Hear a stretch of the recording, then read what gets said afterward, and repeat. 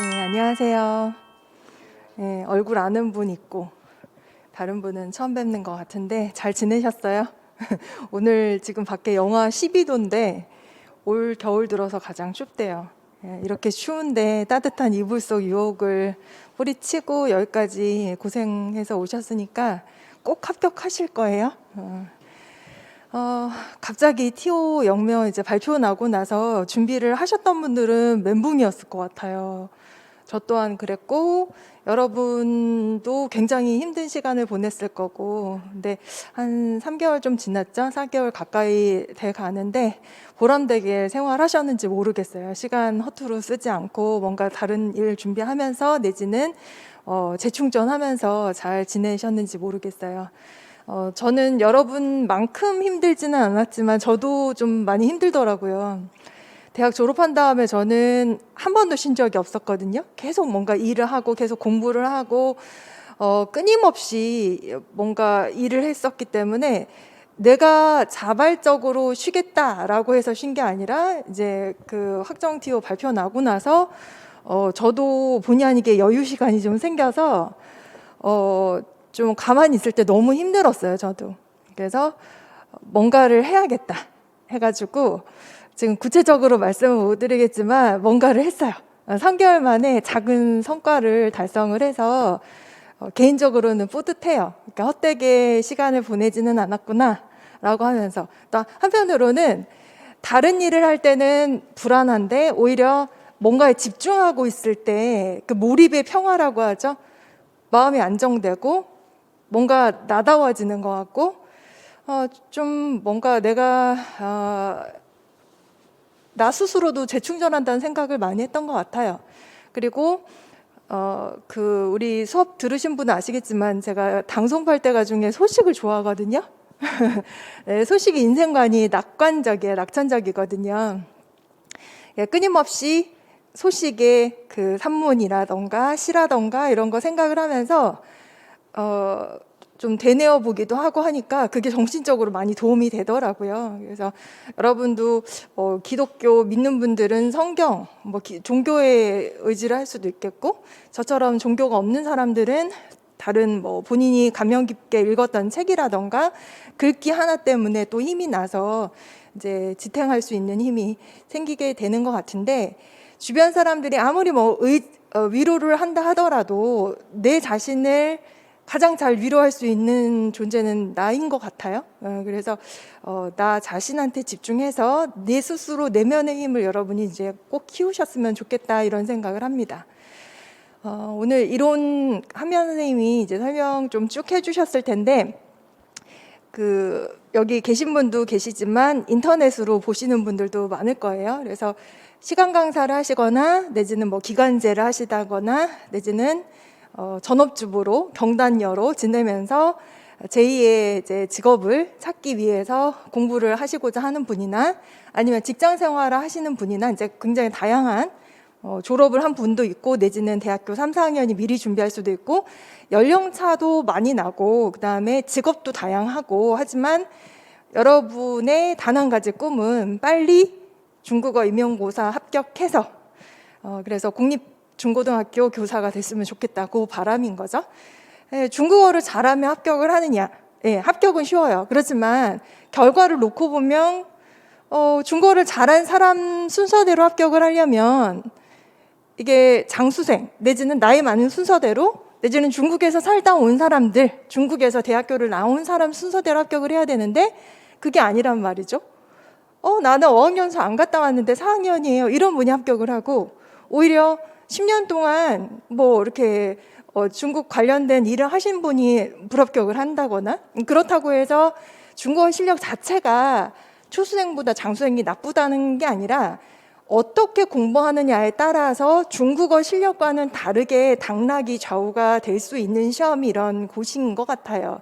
그래서 효율적으로 공부를 하는 게 너무나 중요하고, 그리고 중국어 같은 경우에는 보통 합격하시는 분들이 다 학원에서 이제 준비를 하세요. 대부분 아주 대다수가 90% 이상 100%라고 봐도 무방할 정도로, 그러니까 학원 수업 없이 나는 자습해서 합격을 할 거다. 저는 그거는 가능은 하다고는 생각을 하지만 시간이 매우 오래, 아주 오래 걸릴 거라고 생각을 해요. 학원 수업을 듣고자 하는 거는 단기간에 합격을 하기 위해서인 거잖아요. 효율적으로 공부를 하기 위해서인 거잖아요. 그래서 공부는 물론 자신이 하는 거지만 학원에서 체계적으로 커리큘럼을 짜서 이렇게 수업을 하기 때문에 거기에 같이 도움을 받아서 공부를 하는 게 굉장히 이제 효율적인 공부라고 생각을 합니다. 그래서 여러분 이제 학원에 나오신 거라고 생각을 하고요. 수치상으로 봤을 때 우리 전공 A, B 합쳐서 전공 만점이 80점이잖아요. 전공 80점 만점 받고 합격한 분은 단 한 분도 없어요. 단 한 분도 없어요. 예전에 우리 전공 커트라인이 좀 낮았을 때, 중국어가 좀 낮은 편이었었어요. 그럴 때는 뭐 경기 기준으로 전국에서 경기나 서울, 가끔 뭐 인천이 최고 점수 득점자가 나오는 지역이거든요. 물론 뭐 몇 년 전에는 경남에서 나오기도 하고 했었지만, 그러면 보통 한 50점대 중반만 맞아도 경기 합격할 수 있었던 때가 있었어요. 하지만 지금은 안 돼요. 지금은 최근에는 한 65점, 80점 만점 65점 정도 맞으면 전국 어디를 지원을 해도 전공으로서는 합격 가능한 점수가 나옵니다. 그러면 80점 만점에 65점이면 뭐 한 15점, 뭐 16점이라고 치면 우리 점수가 배점이 2점 내지 4점씩이니까 단순 계산해서 서술형 4개 틀리면 합격하는 거예요. 그렇죠? 그런데 여러분 서술형을 많이 틀릴 것 같아요? 기입형을 많이 틀릴 것 같아요? 기입형을 많이 틀리나요? 이제 시험을 보고 나서 많은 반응이 뭐냐면 기입형을 좀 더 어려워하세요. 왜냐하면 답이 딱딱 떨어지는 데다가 2점 배점인데 뭔가 오탈자가 나거나 조금의 실수만 있어도 다 점수가 날아가기 때문에 또 기입형이 단답형이기 때문에 기억에 더 오래 남아서 그런지 나 기입형 때문에 떨어졌다. 기입형 이게 다 틀렸다. 심지어는 기입형 다 틀렸는데 서술형 다 맞고 합격했다 이렇게 말씀을 하시는 분이 있어요. 그만큼 사실 기입형 문제의 난이도가 높다는 게 아니라 내가 미처 깊게 공부하지 못한 부분에서 나와버리면 이걸 놓쳐버리는 거예요. 어떻게 보면은 도박 같은 거예요. 그래서 기입형 다 맞으면 좋지만 절대 기입형을 다 맞는 분은 저는 제 생각에는 없을 것 같고, 그러면 기입형 좋다. 그러면 16점 감점 당하고 합격할 수 있으니까 기입형 한 8개 좀 틀려주면 합격을 하는 거잖아요. 근데 문제는 내가 서술형 다 맞을 수 있는가? 그건 아니잖아요. 어떻게 될지 모르거든요. 말 그대로 서술형은요, 내가 어떻게 문장을 작성하느냐에 따라서 채점위원이 마음에 안 들면 답은 1점, 2점이라도 감점이 될 수밖에 없는 구조이기 때문에 서술형 100점 맞는 거는 사실 너무나 힘들어요. 단 최근에 출제 경향, 그 정답을 설계하는 그 트렌드가 채점을 굉장히 용이하게 문제를 내요. 이게 무슨 말이냐면 예전에 뭐 논술, 서술에서 서답형으로 바뀔 첫 단계는 이렇게 문장을 썼는데 과연 이게 정답인 문장인지 오답인 문장인지 그 경계가 굉장히 모호하고, 논술 같은 경우에는 한 문제 뭐 10점인데 어떻게 써야 10점을 맞는지 당최 알 수가 없고, 정답을 공개 안 하기 때문에 내가 어떻게 답을 작성을 해야지 좋은 점수를 받는지는 수험생 입장에서는 알 수가 없어요. 근데 우리는 가르치고 채점을 매년 몇백 명씩 하기 때문에, 그리고 합격을 시키기 때문에 이렇게 답안을 작성을 하면 좋은 점수를 받는구나라는 걸 감으로 아는 거예요. 누가 알려주지를 않아요. 감으로 알아요. 그런데 일단 서술형을 몇 개만 틀려도 합격할 수 있고, 수치상으로는 한 서너 문제 틀리면 다 전국 어디를 넣어도 합격할 수 있다는데 이게 사실은 말이 쉽지 실제로는 그렇게 쉽지가 않습니다. 어떤 시험이든지 점수 뭐 그까짓 거 5점, 10점 이런 거요 올리기 어려워요. 올리기가 상당히 어렵습니다. 그리고 우리 시험은 임용고사라고 하는데 너무 어려워서 임용고시라고 얘기를 하잖아요. 그리고 경쟁률이 치열하고. 그런데 어떻게 보면 어떤 사건 현상이나 긍정적인 면이 있으면 부정적인 면이 있고, 나한테 악재가 있으면 호재가 뒤에 따라온다고 저는 생각을 하는데, 지금 상황을 봤을 때 제2의 국어가 외면받고 있고, 그쵸? 중국을 사람들이 미워하고 상황 자체가 좀 암울해요. 그렇지 않아요?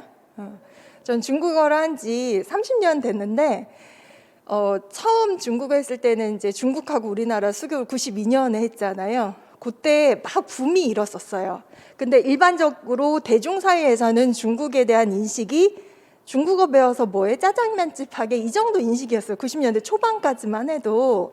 근데 저는 중국 문화를 좋아했고 중국어가 너무 좋았고 당연히 이제 중국 쪽으로 전공을 정하고 이제 지금까지 해오고 있는데 그 중간에 한참 중국어가 잘 나갈 때가 있었잖아요. 인기도 많고 참 전국의 대학에서 중국어를 많이 이제 중국과 많이 선발할 때도 있었는데 그때 제가 일하러 뭐 통역하러 나가거나 이러면 많이 듣는 얘기가 뭐냐면 선생님 어쩜 이렇게 해안이 있으세요? 중국이 이렇게 급부상할 줄 어떻게 아시고 중국어를 해서 이렇게 통역을 하세요? 라는 얘기를 많이 들었어요.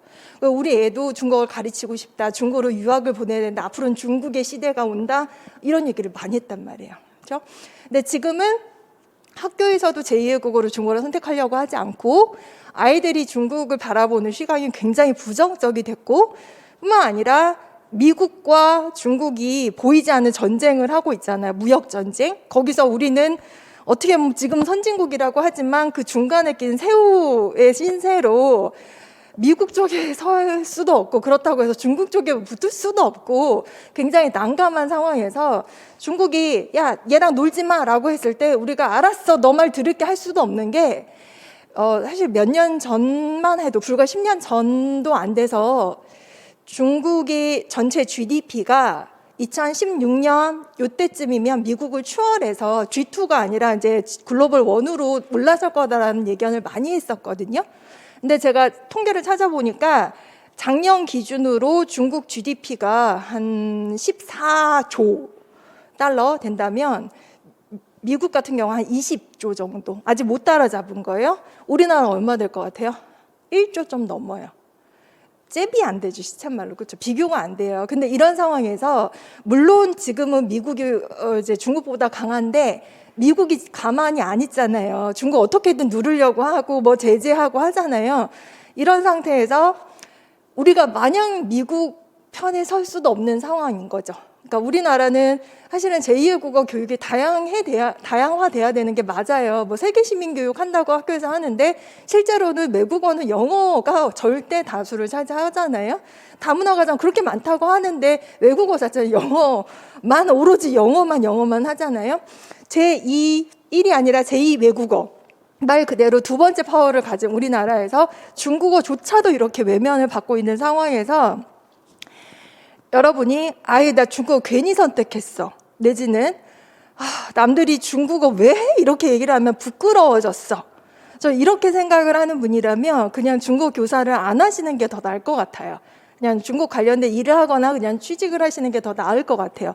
저는 오랫동안 중국 관련된 일을 하면서 지금이 되게 상황이 안 좋은 상황인데 사람들이 사실은 중국에 대한 뭔가 여론이 좋지 않거나 뭐 중국 뉴스만 떴다 하면 굉장히 댓글 반응이 안 좋거나 이럴 때 뭐 중국이 창피하다 이렇다기보다 그렇다고 해서 제가 중국의 친선 대사가 될 생각도 없고 홍보 대사가 될 생각은 없는데 다만 그럼에도 불구하고 난 중국어가 좋고 재밌고 중국 문화가 좋고 중국어를 보고 있으면 더 깊게 보고 싶고 공부를 하고 싶어 즐거워 그런 마음이 더 강해요.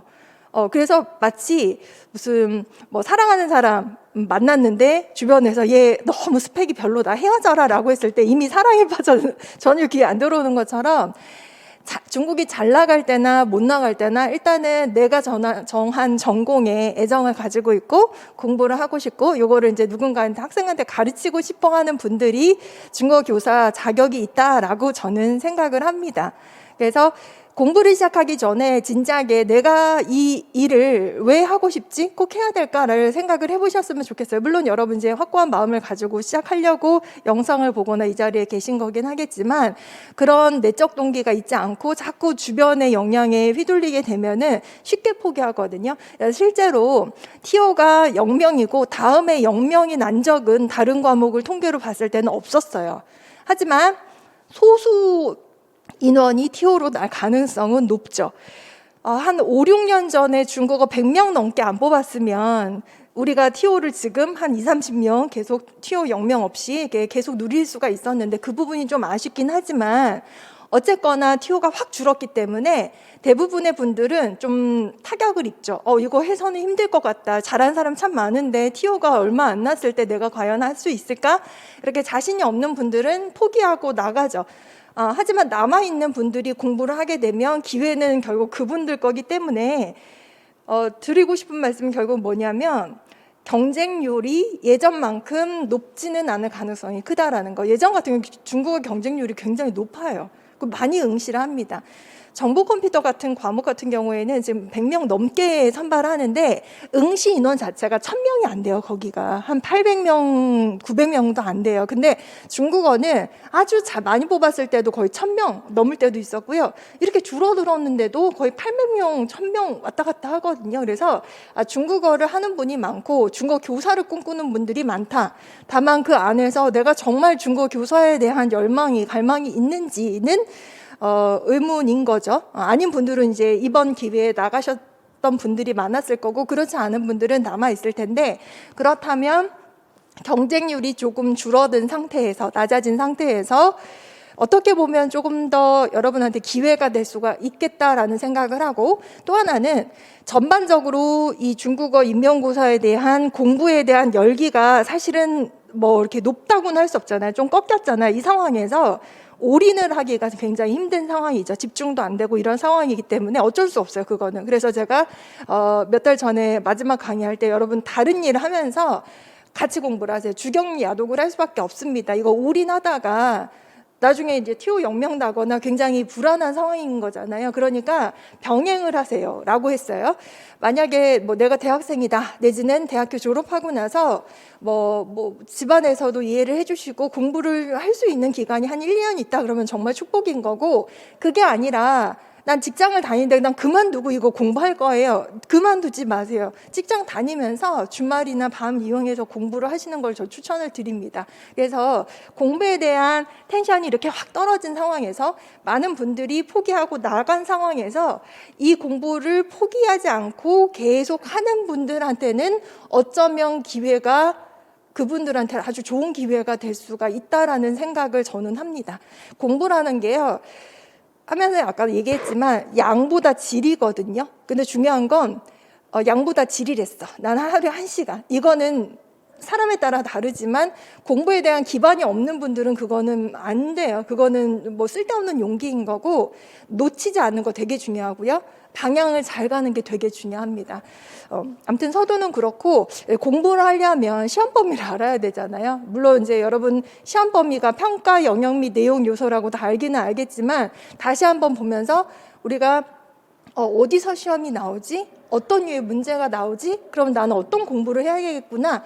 목적성을 가지고 공부하는 거랑 그냥 무조건 앉아서 단어 외워야 돼, 단어 외워야 돼, 문장 외워야 돼. 이거랑은 완전히 결과가 다를 수가 있거든요. 그래서 일단 시험 범위를 먼저 보도록 하겠습니다. 시험 범위라고 되어 있는데 이게 평가 영역 및 내용 요소예요. 우리 독해 제가 다루는 부분에서 여러분이 필기할 거 전혀 없고요. 그 평가 영역 및 내용 요소 있으니까 그냥 머리로 듣고 그냥 이해만 하셔도 돼요.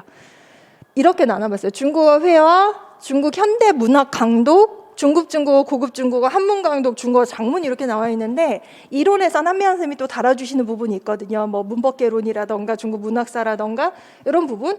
근데 중국어 장문 같은 경우에는 문법개론 하면서 오문장 관련돼서 굉장히 한미안 선생님이 많이 하세요. 그리고 독해에서 할 양이 되게 많기 때문에 중국어 장문만 본격적으로 하진 않고 저도 문법 공구서를 좀 같이 보기는 합니다. 어쨌거나 중국어 장문을 제외해서 이런 것들은 독해에서 다 다루는 부분들이고요. 그 다음에 중국어 회화를 보면 이렇게 평가 영역 있고 평가 내용 요소라고 했는데 조금 더 자세하게 들어가는 거예요. 중국어 회화라고 하면은 쉽게 말해서 AP 대화한 거죠. 일상 회화. 여기서 상황을 주고 이제 회화.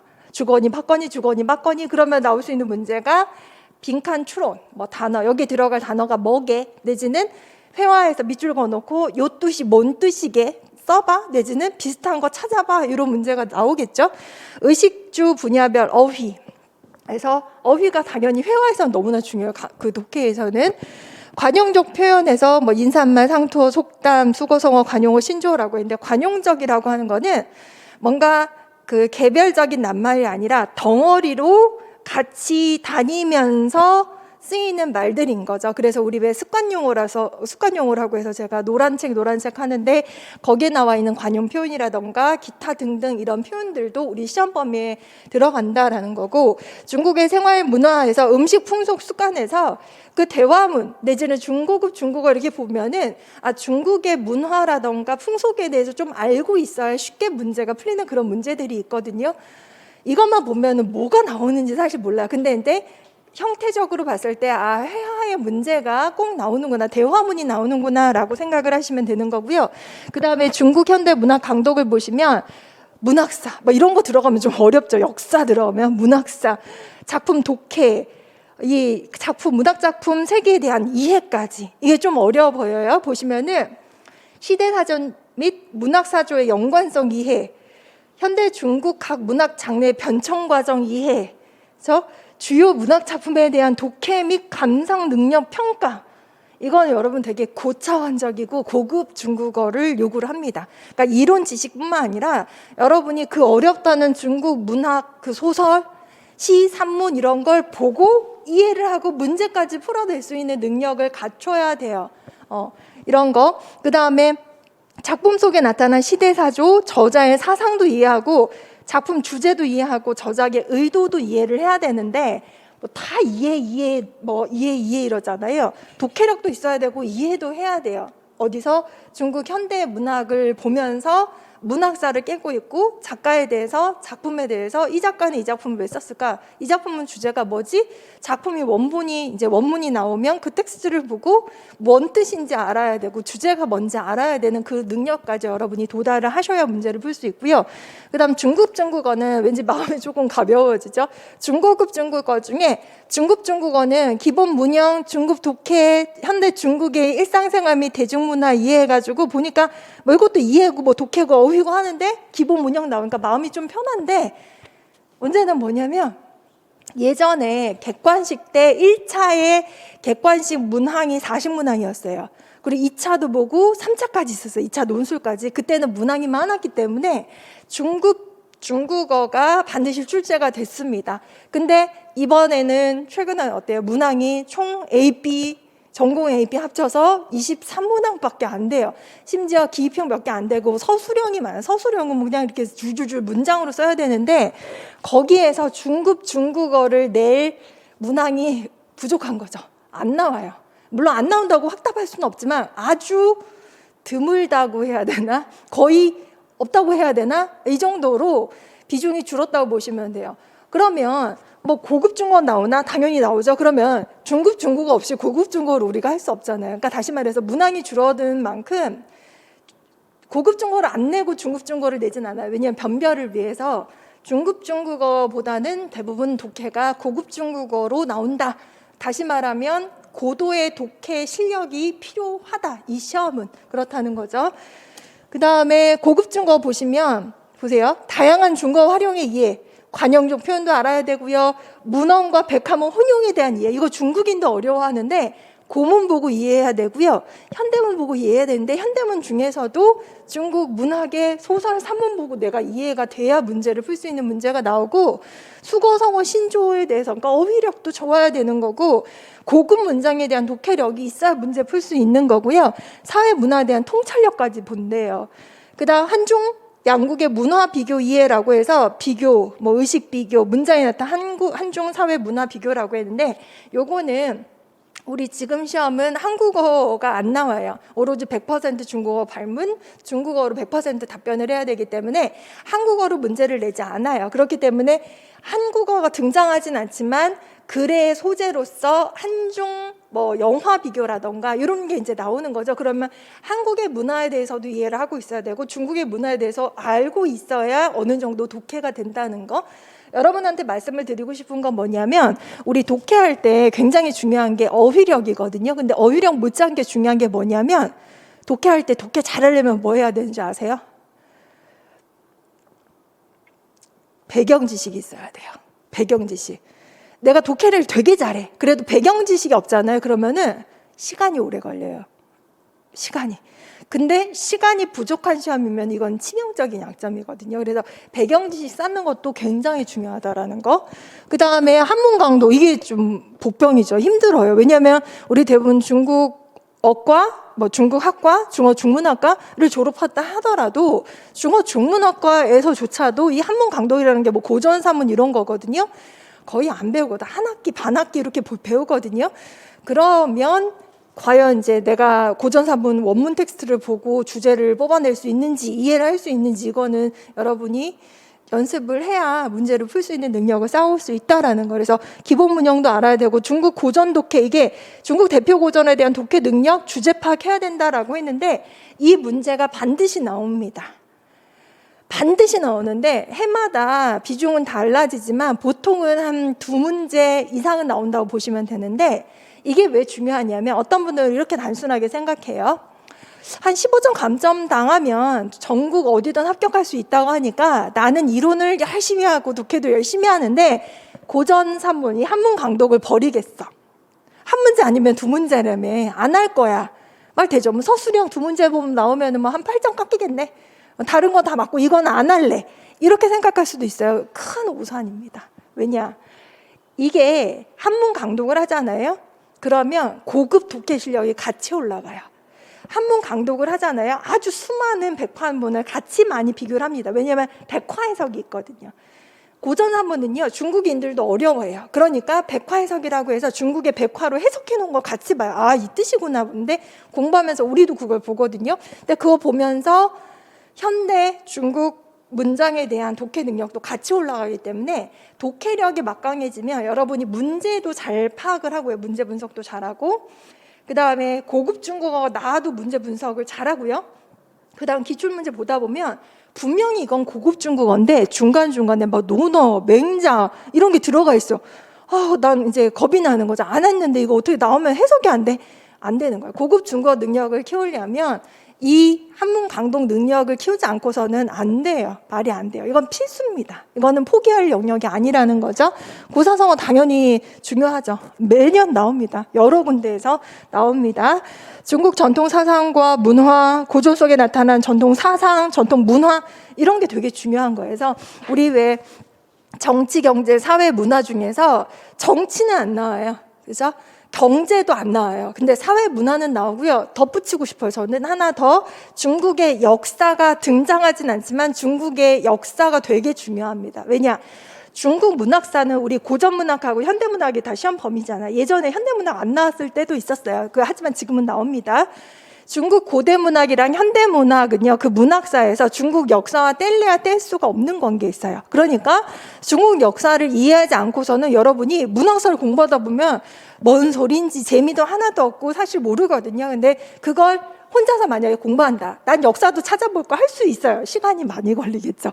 이제 수업하면서 설명 배경 지식 해드리고 정리하면 이래서 이런 작품이 나왔구나. 내지는 이런 상황에서 이 사람이 이런 행동을 했구나라는 게 이해가 되는데 그게 아니고서는 사실은 재미가 없고 잘 이해가 되게 힘든 그런 상황인 거죠. 그 다음에 중국어 장문은 말 그대로 장문 번역인데 한중 번역, 중한 번역 이래서 엄밀히 말하면 한국어는 등장할 수 없기 때문에 한국어 문제 주고 이거 번역해봐라 이런 문제는 안 나오지만 문제적 설계를 마치 교과 교육론으로 설계를 해놔서 이 교사가 학생들한테 장문을 가르치는데 이렇게 한국어를 장문을 하라고 했더니 학생들이 이렇게 장문을 해놨다.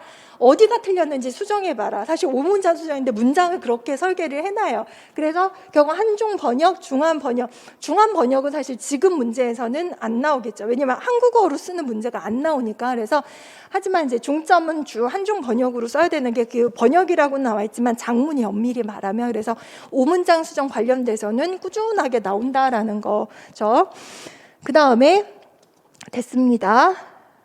과목별 학습 전략이라고 해서 그러면 기출문제로 우리 오늘 시간이 1시간 정도밖에 안 주어졌기 때문에 기출문제를 풀지는 않을 거고 기출문제는 작년 기출문제가 이미 다 홈페이지에 올라가 있는 걸로 알고 있고 그 다음에 우리 이한팀의 특징이 뭐냐면 기출문제 특강을 1, 2월 달에 해요.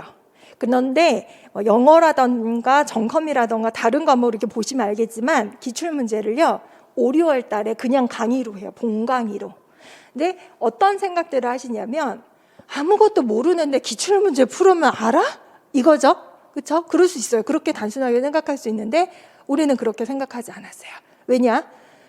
여러분 공부의 출발점은 기출이 되어야 하고 종착점도 기출이 되어야 해요. 기출이 굉장히 중요하다는 말 들었을 거예요. 그러면 기출을 여러분이 알고서 공부하는 것과 모르고 그냥 가만히 앉아서 이제 수업만 듣는 거하고는 목적성도 달라지고 이거는 효율도 달라지거든요. 그래서 본 강의가 아니라 기출 특강으로 해서 독해 수업 들으면 독해 특강을 그냥 무료로 듣게 해드려요. 그리고 우리 중국어 강의가 97년부터 있었는데 되도록이면 97년도부터 독해에 관련돼서는 다 강의를 풀이를 해드리려고 하는데 97년 문제를 보시면 아주 쉽습니다. 세상 쉬워요. HSK 무슨 리스닝 문제 이렇게 갖다 놓은 것 같고 쉬워요. 그런 기출 문제를 내가 실력이 없다고 안 볼 이유는 없거든요. 볼 수 있어요. 그래서 제가 1월 달에는 이제 수업 끝나고 오후에 한 2시간 정도 하다가 나중에 너무 많으니까 못하면은 인강으로 이제 그동안 찍어드린 게 있거든요. 그래서 그걸로 제공을 해드리기도 하고 해서 한번 기출을 훑는데 여러분이 아무래도 처음 하시는 분이나 내지는 공부를 좀 하셨던 분들이라 하더라도 1, 2월 달에 기출을 들으면 다 머릿속에 안 남습니다. 그건 사람이니까 어쩔 수 없어요. 근데 1, 2월 달 기출 특강의 학습 목표는 여러분들 기출 다 파악해, 장어 마스터해 이게 아니라 뭐 나오나 구경하라는 거예요. 그러니까 본강 아니고 특강이에요. 그냥 뭐 나오나 구경하라는 거예요. 그래서 1, 2월 달에 아주 많은 양이긴 하지만 저렇게 나오는구나 구경하라고 이제 제공을 해드리는데 1년 내내 강의를 하면서 3, 4, 5, 6, 7, 8을 가면서 기출을 계속 다룹니다. 본 강의에서 설명도 해드리고요. 이렇게 나옵니다 하고 계속 설명을 하기 때문에 굉장히 효율적인 공부가 될 수 있어요. 요거는 제가 작년 기준으로 해서 중국어 회화에서는 어떤 문제가 나왔나 한번 이렇게 보여드리는 건데 이렇게 AP 이렇게 대화가 나왔잖아요. 2점짜리 기입형 문제였네요. 근데 이렇게 A, 글자가 안 보일 수도 있는데 그냥 귀로 들어도 상관없어요. 乔迁之시에서 乔迁의 의미랑 비슷한 이음절 단어를 여기에서 찾으래요. 그러면 이 양을 여러분이 쭉 보고 乔迁이 뭔지 일단 알아야 되는데 난 몰라. 모르는 단어를 포기하면 이제 틀리는 거죠. 근데 가만히 들어보니까 여기 치인이라고 하는 게 옮기다라는 그런 의미가 있어요. 옮기는 거니까 막 계속 축하하고 뭐 이런 거 보니까 이사하는 건가? 보니까 빤지아가 어디 있어요. 빤지아. 이것은 맞는 거예요. 1점 얻었죠. 그 다음에 비에다가 맞는 말을 쓰라고 했는데 비에 보니까 땡땡 뽀로진넨마라고 해서 우리 보통 먼 친척보다 가까운 이웃이 낫다는 말 있잖아요. 이거는 속담이거든요. 관용구예요. 그래서 위엔친을 써야 되는 거예요. 그러면 내가 위엔친을 오탈자 없이 써내면 2점 가져가는 거예요. 이런 게 회화거든요. 여러분 보니까 이 실력, 이 문제를 맞추려면 어떤 공부해야 돼요? 단어 공부? 그럼 난 단어장을 펴야 되나? 안 돼요. 뭐가 나올지 모르거든. 물론 기출 단어는 있긴 하지만 그걸 공부한다고 해서 새로운 단어, 참고로 이 자오체는 제 기억으로는 기출에 단 한 번도 나온 적이 없어요. 그러니까 내가 알고 있어야 단어를 푸는 건데 이 단어는 여러분이 공부하는 과정에서 어떤 걸 공부하냐? 이론은 문학사, 문학개론, 그다음 문법 개론이라던가 어학 개론을 가르치기 때문에 단어가 노출되는 시간이 많지는 않거든요. 근데 독해는 오로지 텍스트를 강독하잖아요. 거기서 건질 단어들이 굉장히 많거든요. 기출하면서 단어를 다 건지잖아요. 거기서 여러분이 이 단어의 뜻을 알고 써보고 이제 단어집을 공부하고 당연히 하죠. 속담 같은 거 하면 이런 문제 푸는 게 그렇게 어렵지 않아요. 이런 문제는 여러분 맞추라고 주는 겁니다. 그래서 예전에는 중국어가 커트라인이 낮다, 다른 과목보다 낮다라는 얘기가 있어서 교육과정 평가원에서 점수를 올리라는 그런 요청이 있었대요. 그래서 몇 년 전부터 조금 쉬워져서 이렇게 올라오더니 거의 60점이 넘어야 이제 웬만한 지역은 다 합격하는 그런 정도까지 올라왔는데 이거는 기억을 하셔야 돼요. 문제가 좀 쉬워졌다라는 소문을 듣기도 했을 텐데 제가 기출문제로 확인시켜 드리면서 여러분이 그냥 소문만 듣고서는 믿지 마시고요. 직접 확인을 해보시면 아시겠지만 여기서는 다 확인할 수 없지만 기출문제 보시면 예전 텍스트보다 지금 텍스트가 훨씬 어려워요. 단어의 난이도도 훨씬 더 어렵습니다. 근데 쉬워졌대라고 하는 거 왜 쉬워졌냐? 이런 아주 쉬운 문항들이 있고요. 아주 어려운 문항들이 있는데 그 변별 문항이 있는 거죠. 그렇죠? 그러니까 이런 거는 남 맞추니까 나도 맞춰야 되는 거예요. 근데 남 맞췄는데 내가 틀렸다. 이것 때문에 떨어질 수가 있는 거죠. 그럼 이거 안 하려면 어떻게 해야 되냐? 결국은 계속 단어, 어휘라던가 쌓아 나가야 되는 과정이 필요하다라는 거죠. 그다음 회화 두 번째 유형 보시면 이것도 2021학년도에 나온 건데 여기 보면 A, B 나오고 C, D 나왔잖아요. 4점짜리. 그래서 서술형이긴 하지만 사실은 여기 보면 작은 문제 2문제 내지는 4문제가 숨어 들어가 있다라고 생각을 하시면 되는데 여기 보니까 셔터진이라고 해서 보통 이제 회화 좀 하시는 분들은 셔터진 하면 한국어로 어떻게 이해를 하시죠? 셔터진. 수중에 돈이 없다 내지는 좀 경제 상황이 빠듯하다. 근데 이걸 잘 기억하셔야 되는 게 한국어로 잘못 이해를 하시면 수중에 돈이 없다라고 하니까 수중은 모르겠는데 수중은 손인 것 같고 아무튼 내가 가지고 있는 것 같으니까 没有钱 이렇게 쓴단 말이죠. 그러면 틀려요. 왜냐? 手头紧은요. 진이라고 하는 것 자체가 긴장이라는 말 하잖아요. 时间紧张이라는 말 중국이 많이 하잖아요. 아예 없다라는 게 아니라 긴장됐다라는 거 굉장히 빠듯하다, 부족하다라는 거예요. 그러니까 답을 여기 보시면은经济情况不好 경제 상황이 안 좋은 거 찡지부宽裕라고 해서 메이오첸이라고 쓰신 분들은 분명히 오답 처리가 됐을 겁니다. 근데 이걸 본인이 아니야? 많은 분들이 공부 경험이 없는 분들은 수중에 돈이 없어? 메이오첸 맞아! 이러고 이게 혼자 좋아하다가 들어가면 이제 틀리는 거죠. 효율적인 공부가 필요하다. 그 다음에 B에 보면은 사자성어 나왔는데 이차보통 나왔어요. 많이 쓰는 거잖아요. 이차보통 하면 우리 몸에 구멍이 몇 개인가? 둘, 넷, 여섯 몇 개 있잖아요. 근데 하나의 구멍도 뚫리지 않았다라고 해서 한국어로 그냥 쉽게 바꾸면 뭐예요? 아는 게 없다. 그쵸? 근데 아는 게 없다. 什么都不知道 해도 요건 좀 위태위태한 답이 될 수 있는 게 엄밀히 말하면 이치아오 부통이 나오잖아요. 그러면 앞에 전치사 뭐가 나와요? 여러분이 회화할 때 이치아오 부통 굉장히 많이 쓰거든요. 근데 이치아오 부통은 쓰려면 중국인들 말하는 거 가만 들어보세요. 물론 이치아오 부통이 나오는 말이야겠지만 앞에 전치사 또이가 반드시 있어요. 그러니까 뭐에 대해서 아는 것이 없다 하기 때문에 뭐에 대해서 잘 모른다라고 얘기를 해줘야 맞습니다. 엄밀히 말하면. 그러니까 내가 아는 게 아무것도 없어라는 것과 어느 방면, 어느 분야에 이해가 부족하다라는 거는 어감이 좀 달라질 수 있는데 이게 왜 중요하냐면 우리가 많이들 한국어로 번역을 하는데 그 한국어를 중국어로 다시 갈 때 오역이 생겨요. 근데 중국인들은 이치아 부통이라고 하면은 여기 답에 있는 것대로 또이 뭐 이方面完全不了解 어떤 부분에서 잘 모른다는 거지 내가 일자 무식이라는 뜻이 아니거든요.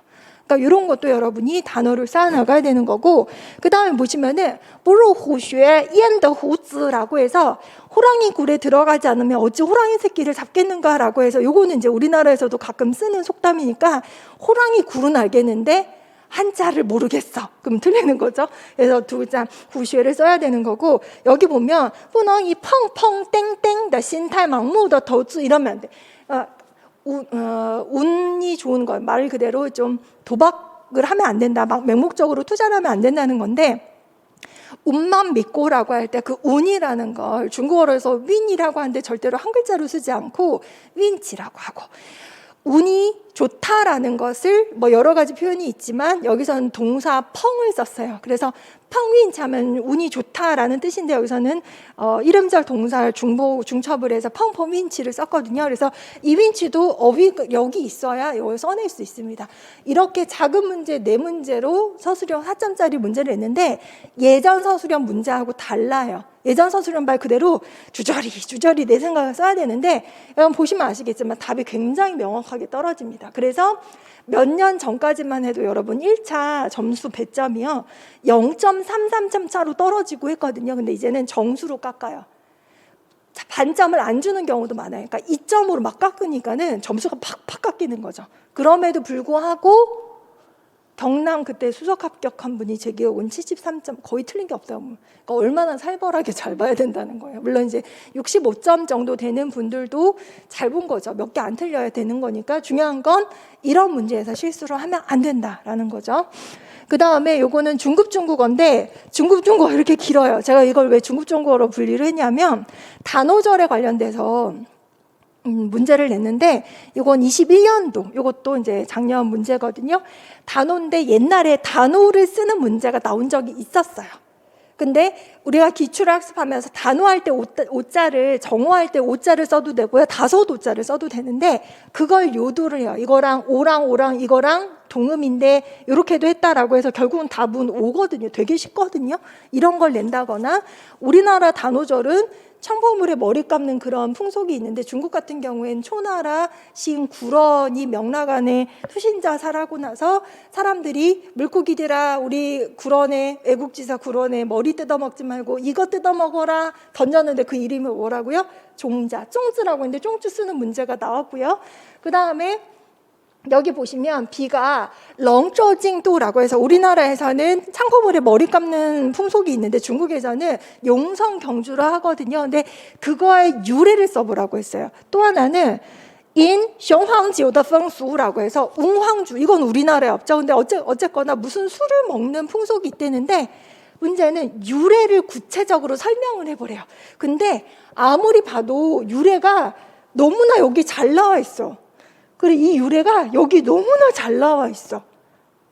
답이요, 그대로 이거 쓰면 되고요. 이거는 유래를 여기 있는 걸 쓰면 돼요. 근데 문제는 뭐냐면 여기 문제에 원문을 변형하라는 요구도 없고요. 그렇죠? 내지는 원문 거를 그대로 쓰면 감점한다는 요구도 없어요. 제 생각에는 그런 요구가 없으면 사실 그대로 써도 정답으로 인정은 돼요. 위치만 잘 잡으면. 근데 그게 조금 아쉬우니까 내 말로 좀 설명하는 거죠. 왜 필요하냐? 그대로 쓰기엔 너무 길어요. 그러니까 조금 줄여서 요약 정리를 해서 쓰라는 거죠. 어쨌거나 답이 내가 짜주라는 게 아니라 문장에서 적당히 내가 요약을 하면 그게 답인 문제가 최근 문제 유형이에요. 근데 문제는 얘 되게 쉬울 것 같지만 여러분이 연습을 안 해놓으면은 현장에 가서 작성하기가 어렵거든요. 그러니까 이것도 연습이 굉장히 필요한 부분이고, 그 다음에 요건 고급 중국어인데 요 21년에 요것도 나온 거예요. 작가랑 작품의 출처를 줍니다. 전종서라고 하는 현대 작가거든요. 이 사람 소설도 쓰고 산문도 쓴 사람인데 그 중에서도 산문 제목이 说笑, 웃음에 대해서 말하다라고 했는데 독특한 시각이에요. 그냥 우리는 웃음은 좋다 뭐 이럴 것 같은데요. 전종서가 쓴 이 说笑는요 1930년대 산문이고 그 30년에 웃음 유머에 대한 담론이 있었어요. 서로 싸웠던 건데 지금은 모를 수 있어요. 임어당이라는 사람 들어봤어요? 임어당, 유머 소품 산문. 노신 들어봤어요? 노신이 임어당 이런 어려운 시국에 유머 제창하는 거 별로 안 좋아했거든요. 이제 전종서가 그 당시 어려운 시기에 유머 제창하는 거를 반대하는 측이었어요. 근데 그걸 알면은 뭐 조금 더 쉽겠지만 모른다 하더라도 풀 수는 있어요. 상관없습니다. 다만 이게 A가 가리키는 즈위가 뭔지를 본문에서 찾으라고 했는데 일단 중원지엔 단어를 알아야 되잖아. 입술 사이에서 이빨, 치아에 빛이 반짝이고 있다. 그게 뭐게? 이게 웃음이거든요. 근데 답은 되게 쉬운데 샤오는 쉬운데 내가 막상 이제 답을 찾아내려고 하면 맞나 아닌가 계속 고민을 하게 되니까 거기서 시간 소요가 되는 거고, 또 하나 비가 가리키는 어구를 찾으라고. 근데 비를 보니까는 巷口吃巷口头习惯于像小孩子有意模仿大人이라고 해서 마치 버벅거리는 것처럼, 마치 습관 용어라고 했는데 이건 말하는 건 습관적으로 하는 말처럼, 마치 어린애가 어른 말도 흉내내는 것처럼 단조로운 말을 언동을 계속적으로 하는 게 우뿌르샤, 웃기지 않는 게 없다. 그러니까 웃겨 이거거든요. 그러니까 뭐처럼 이게 웃겨, 이게 뭐게 그런 거 이거거든. 되게 답을 알고 나면 어이가 없는데 사실 이거를 찾아내는 과정이 사실 힘들어요. 쉽지는 않습니다. 연습을 해야 돼요. 훈련을 해야 합니다. 그 다음 마지막으로 유머不能提倡, 유머는 제창되어서는 안 된다. 뿌멍이라고 하는 건 우리는 보통은 뭐뭐 할 수 없다라고 해석을 하지만 중국인들이요 뿌멍을 뿌잉가의 의미로도 많이 써요. 그러니까 여기서는 전종서가 자기 생각에는 유머는 제창되어서는 안 된다라고 생각한 건데 문제는 어떻게 나왔냐면 뒤에 이유를 찾으래. 그러니까 쓰라는 게 아니라 찾으래.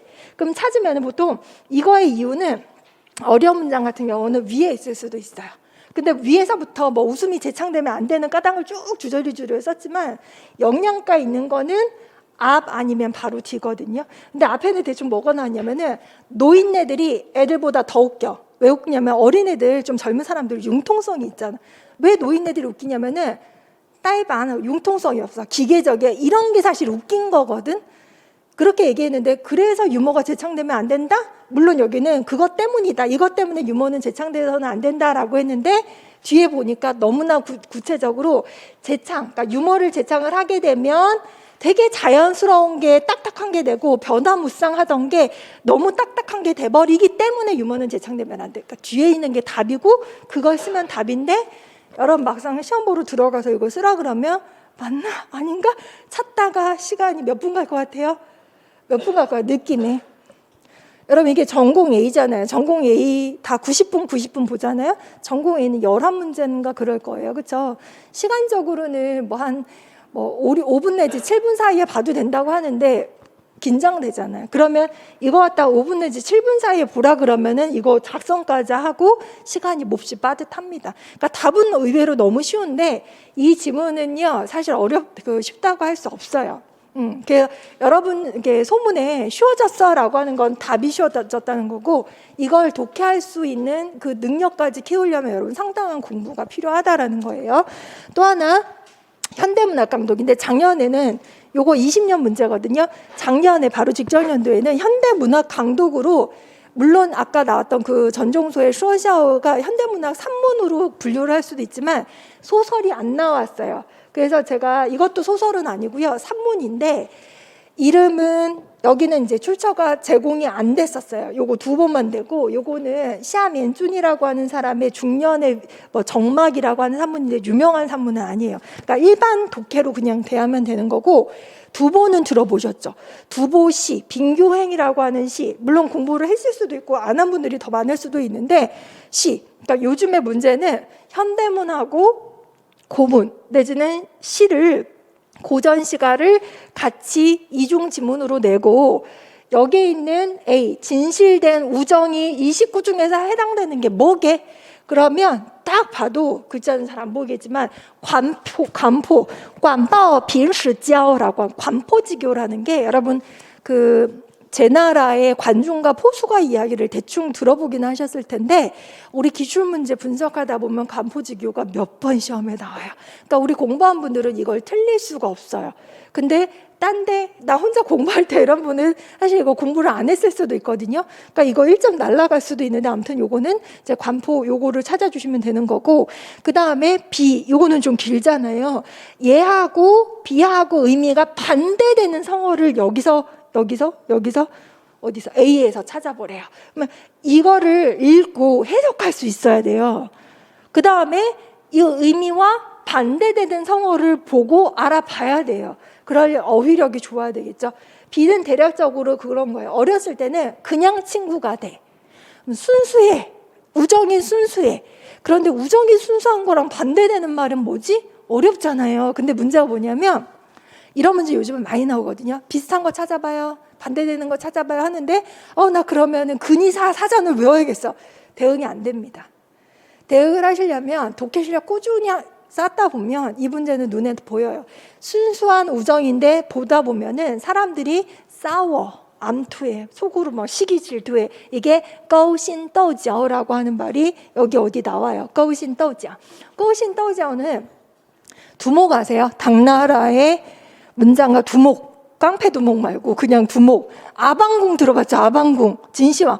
아방궁부라고 하는 글을 쓴 사람이 두목인데 거기에 처음 나온 말이 꺼우신떠우지아오예요. 아방궁을 되게 지금은 없어요. 불타서. 지금 멋지게 지어놔서 이렇게 했는데 꺼우신하고 떠우지아오. 건물이 너무 많고요. 왜 이렇게 중국 지붕 보면 이렇게 끝에가 올라갔잖아요. 처마가. 이런 거 멀리서 보면 꺼우신 떠우지아오 한 거 서로 싸우는 것 같다는 표현했거든요. 그래서 궁중암투라는 표현을 비유하는 사자성어로 거기서 유래가 된 건데 아방 공부도 배우고 그 단어도 고급 중국어를 실력을 쌓은 분들이라면 아는 분들이고 아는 어휘고 이거 해석이 되면은 꺼우신 떠우지아오 찾는 거 어렵지가 않거든요. 그러니까 그렇게 푸는 거고 그 다음에 마지막이 뭐냐면은 렌신부구 한자는요 말 그대로 렌신 사람 마음 부구는 구는 옛날 옛고예요.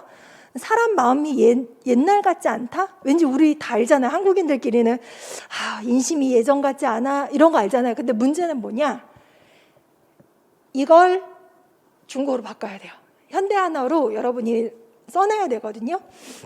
人心不古를 어떻게 써놨냐면 여기 보면 感叹现在的人失去古人的忠厚淳朴 길죠. 人性与民风不像古时候那样淳朴了心地不再像古人那么淳朴 뭐 이렇게 길어. 근데 이렇게 중국어를 보니까 이해가 되죠. 이게 뭐냐? 사람 마음이 예전 같지 않다라고 했을 때 그냥 한국어를 중국어로 그대로 바꾸면 어떻게 바꿀 게 있냐면 뭐 现在的人的心不像古人那样끝 이렇게 하신 분이 있어요. 실제로. 그러면 위험한 답이 돼요. 위험한 답이 되는데 답은 뭐냐? 사람 마음이 예전 같지 않다라는 건 요즘 사람 마음이 예전 사람만큼 순박하지 않다라는 그 순박이 되게 중요한 거거든요. 근데 이 문제를 지금 20몇 문제를 했잖아요. 경남 그 수석한 분이 시험 끝나자마자 저한테 질문한 문제가 딱 요거였어요. 선생님 제가 답을 그렇게 썼대요.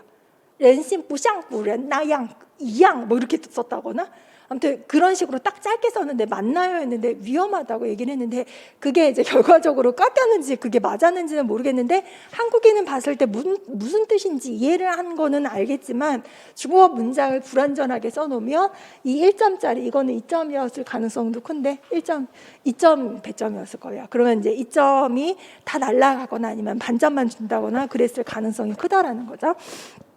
그 다음에 이거 한문 강독인데 요거 21년 요번에 최근에 나온 거야. 가장 최근에 왕한석 당석 8대가 중에 한 명이고 이 사람은 명나라 송렴이라는 사람인데 유명하진 않거든요. 우리는 당석 8대가 한문을 많이 봐요.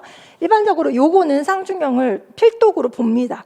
이거는 안 봤을 가능성이 좀 커요. 근데 처음 보는 문장인데 보고 뭔 뜻인지 알아야 되는데 문장 2점으로 나왔어요. 이렇게. 기입형으로 하나는 뭐였냐면은 서위人하고 의미가 비슷한 이음절사를 비해서 찾으라고 했어요. 그러면 서위人이 무슨 뜻인지 알아야겠죠? 서는요 받을 수, 위라고 하는 거는 어조사인데 여러 가지 뜻이 있거든요. 근데 뒤에 사람이 이렇게 련이 나왔잖아요. 그러면은 피동이에요. 그러니까 다른 사람으로부터 받는다라고 했는데 여러분 다른 사람으로부터 받는 게 뭐예요? 선물? 선물 말고 구체적인 그런 물건 말고 추상적인 거. 다른 사람으로부터 내용을 보면 교육에 관련된 거거든요. 그럼 다른 사람으로부터 받는다는 것은 다른 사람부터 배운다라는 거예요. 근데 여기 보면은 다른 사람부터 받는다라고 이렇게 피동형 이렇게 받는다는 표현 없고요. 정시라고 해서 스승을 좇는다. 종이라고 하는 건 쫓는다, 줬다. 시라는 건 러시. 그래서 스승을 줬다라는 두 글자는 있어요. 왜냐 이음절을 찾으라고 했기 때문에 요걸 여기서 찾아내야 되는데 처음 보는 문장인데 읽고 정시를 찾으려면은 읽고 또 읽고 해야 될 거 아니에요. 문장 길이 별로 안 긴데? 근데 문장은 이걸 갖다 5분, 7분, 많게는 10분 너무 많이 걸리면 안 돼요. 그 안에 답을 찾아내는 건 사실은 확실히 안 될 때는 굉장히 보고 또 보고 이렇게 된다라는 거죠. 또 하나는 이 비 문장에서 비가 세 글자 지, 자, 관이라고 해서 이 세 글자의 의미가 뭔지 현대 한어로 써보래요. 이거는 여러분이 장문을 해줘야 되는데 문장을 읽다 보면 뭐냐면 지는 이미 기예요. 지아라는 건 지아라는 거, 티엔지아 첨가하다, 추가하다. 근데 뒤에 목적어가 뭐냐면 관이에요. 관은 뭐죠? 모자, 그쵸? 모자잖아요. 모자를 지하니까 모자를 쓰다구나. 그러면 그냥 이미 모자를 쓰다 그러면은 말도 안 되는 해석이 되는 건데 문장을 읽다 보면은 이 송념이 자기가 지하관 했을 때 일반적으로 유교 우리 문화에서 사람이 성년이 돼서 성인식 하면 이거 쓰잖아요. 머리 올리고 쓴다라고 하잖아요. 그게 찌아관인데 그러면 모자만 쓰다라고 하면 절대 안 되고 성인이 되다라고 여러분이 인식을 해야 되고 그걸 중국어로 바꿔야 돼요. 그러면 찌는 임이기 때문에 이징하면 되는 거고 성인이 됐다는 따라 정리엔 성인이 되다. 근데 이것도 되게 간단한 건데 성인이 되다가 동사가 뭐지? 그것 때문에 또 한 1분 고민할 거 아니에요. 그러니까 이런 걸 평상시에 열심히 공부를 좀 해놓으신 분들은 따라 정리 이렇게 되는데 그게 아니면 그 쉬운 동사 때문에 또 헷갈리는 시간이 1, 2분 정도 되면 시간이 나중에 부족할 가능성이 있다라는 거죠. 그 다음에 한문 강독이 또 다른 문제가 21년에 나오는데 사마천 들어보셨죠? 사기 102열전 나왔고요. 그 다음 한유도 들어보셨을 텐데 당송팔땡 아주 굉장히 유명한 사람이에요. 한유의 백이송인데 보니까 여기도 백이 나오고 여기도 백. 요즘에 트렌드가 비슷한 소재 내지는 비슷한 등장인물, 그러니까 유사성이 있는 지문을 이중지문으로 냅니다. 그렇죠? 이중지문인데 보니까 별로 안 길어요. 마음 편한데 문제는 이게 고문이야. 해석이 돼야 되잖아요. 4점짜리예요. 그러면 A가 가리키는 거, A가 이거 뭐예요? 군자 있잖아요. 군이 가리키는 대상이 뭔지를 여기 A에서 찾아보래요. 그러면 사마천의 백이열전을 우리 이제 공부를 다 해요. 이건 필독 작품이라서 보는데 사실 이건 되게 쉬운 문제였어요. 근데 내가 공부를 안 해서 이걸 처음 보는 지문이야. 그러면 군이 뭐냐고 엄청 찾을 거 아니에요. 답은 찾을 수 있는데 문제는 시간이 훨씬 많이 걸리겠지. 이거를 우리 공부한 분들은요 보면은요 제 생각에는 한 4분? 5분도 안 걸릴 거야. 답 작성하는 데까지. 금방 문제를 풀 수 있는데 만약에 이거를 못 봤다. 그러면 내 실력으로 고문 실력으로 풀어내야 되잖아요. 그러면 군이 누군지 여기서 찾아 쓰라고 했으니까 문장을 이해하려고 막 해석을 할 거 아니에요. 근데 문제는 앞에 보세요. 신하가 군을 시라는 동사가 나는데 시를 알아야 돼. 일단은 시. 우리 명성황후 시해야 할 때 그 시자거든요. 이게 시가 뭐냐면 아랫사람이 윗사람을 죽이는 거. 아들이 아버지를 죽이는 거, 신하가 임금을 죽이는 건데 여기선 내용상 아들이 아버지를 죽이는 게 아니라 왠지 임금을 죽이는 것 같아. 그럼 군이 여러 가지 뜻이 있어요. 군도 어떨 때는 여자는 남편도 군이라고 하고요. 2인칭인데 높여줄 때도 군이라고 하고요. 임금을 부를 때도 군이라고 얘기를 하거든요. 근데 여기서 임금이야. 사람인 건 확실해. 그러면 사람을 찾아야 되잖아. 근데 문제는 사람이 많이 나와. 사람이 많은데 보니까는 무왕도 나오고요. 문왕도 나오고요. 이게 사람인가 주도 나와. 서백도 나와. 그럼 백이숙제도 나와. 어떻게 보면은 주관식인데 이거는 객관식이랑 다를 바가 없어요. 오지선다 정도 되는 거죠. 군이 누구게 하는데 여러분 생각을 해보세요. 중국 역사에서 맨 처음에 하나라, 그 다음 무슨 나라? 하은주, 그쵸? 은나라를 상나라라고 하잖아요. 하은주, 하상주라고 하는데 그 상나라하고 주나라에 걸쳐 있었던 아주 많은 춘추시대에 있었던 춘추시대 말기까지 있었던 나라 중에서 이 백이숙제가 고죽군의 두 아들이었었거든요.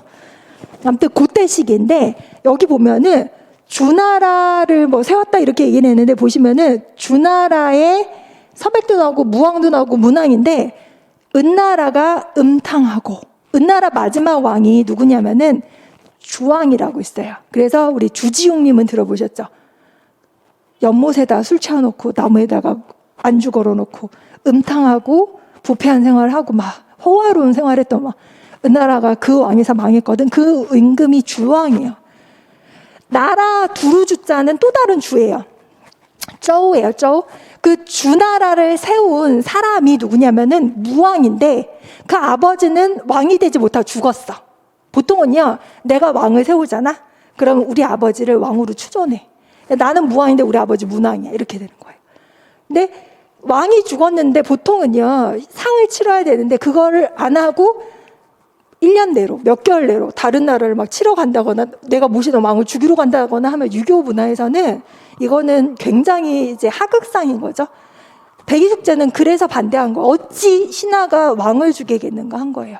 그래서 무왕이 주왕을 토벌한 거는 주왕을 죽인 거거든. 그리고 주나라를 세운 거거든요.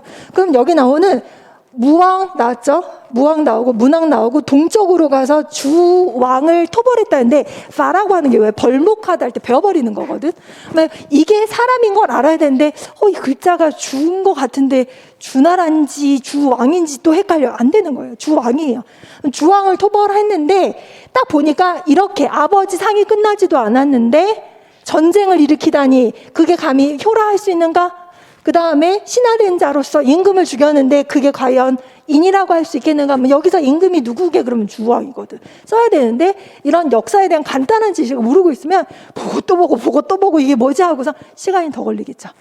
그렇게 문제를 푸는 거 하나랑 그 다음에 B는 뭐냐, B의 행위에 속하는 사음절사를 또 A에서 찾으라는데 B가 배기 숙제가 뭐였냐면 커마 알젠에서 말을 붙잡으면서 가지 말라고 했거든. 근데 그냥 갔거든.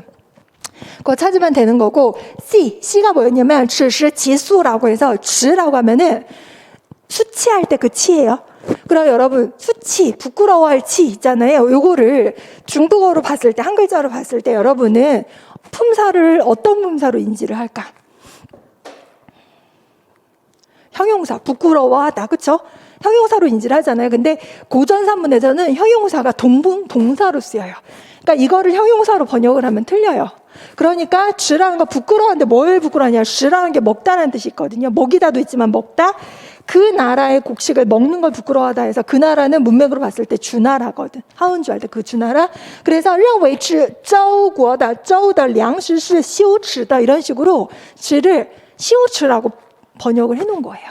그러니까 이렇게 써야 되는데 공부를 안 하고 쓸 수도 없고 연습을 해야 되잖아요. 근데 이건 사실 이게 마스터하기가 별로 어렵진 않아요. 왜냐면 나올 작품들 뻔하고 나올 만한 그 어떤 시험 포인트들이 좀 보이는 편입니다. 그래서 이런 걸 쓰는 거 하고, 마지막으로 한유가, 이 작가가 백의에 대해서 칭송한 사음절 말을 여기서 찾으라고 했는데, 이거는 백의송을 보면은요 특립독행을 너무나 그냥 1초 만에 찾을 수 있는데, 이거는 공부를 또 안 했던 분들은 뭘까 또 볼까, 여기서 또 몇 분 더 걸리겠죠. 이런 식으로 문제를 푸는 거다. 그 다음에 이제 문제를 이렇게 찾아봤어요. 그러면 자세하게 문제는 풀지 않았지만 여러분이 시험 문제를 풀려면 내가 어느 정도 실력을 쌓아야 되는구나, 공부는 어느 쪽으로 해야 되는구나 대충 감은 잡혔을 거예요. 수업을 어떤 식으로 하느냐면 이제 이론 설명을 해주셨을 테니까 1, 2월 달에는 사실 처음 할 때부터 힘들게 안 가요.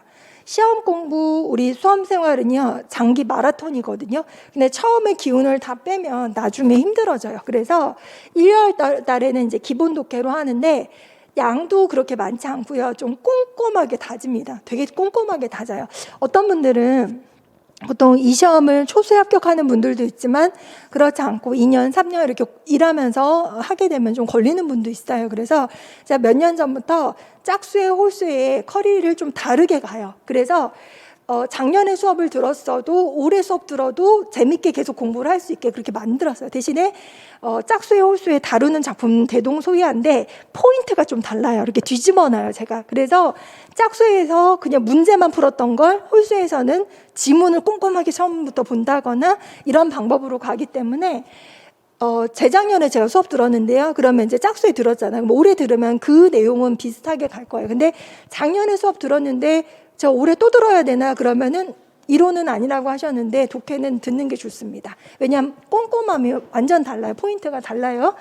혼자 공부하는 것보다 훨씬 더 효율도 잘 나올 겁니다. 그 다음에 기출특강은 독해반 들으면 다 같이 듣게 해주는 거고, 부담 없이 이렇게 듣다 보면 나중에 계속 다룰 기회가 있기 때문에 이런 식으로 하시고, 독해특강이라고 하는 게 있는데 제가 이거를 강의를 거의 18년 이제 하다 보니까 이거 예전에 다 한 과목으로 다 했던 거거든요.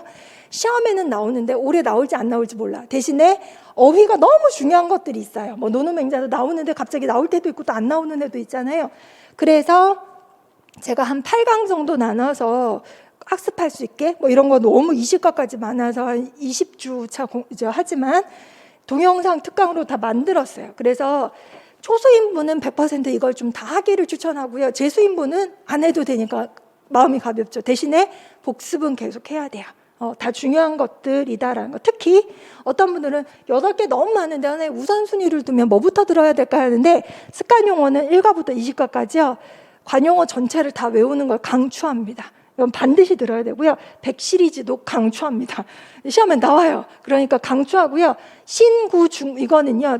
옛날에 주진중국이 시험에 몇 번 나왔었어요. 그래서 이제 했던 거고, 신주진중국은 구주진중국보다 조금 더 쉽게 편집이 됐는데, 요거는요 오래 붙잡고 있을 책이 아니에요. 대신에 이거는요 지금 고급이라고 이렇게 나왔잖아요. 근데 우리 시험에서 이런 텍스트는 중급에 속해요.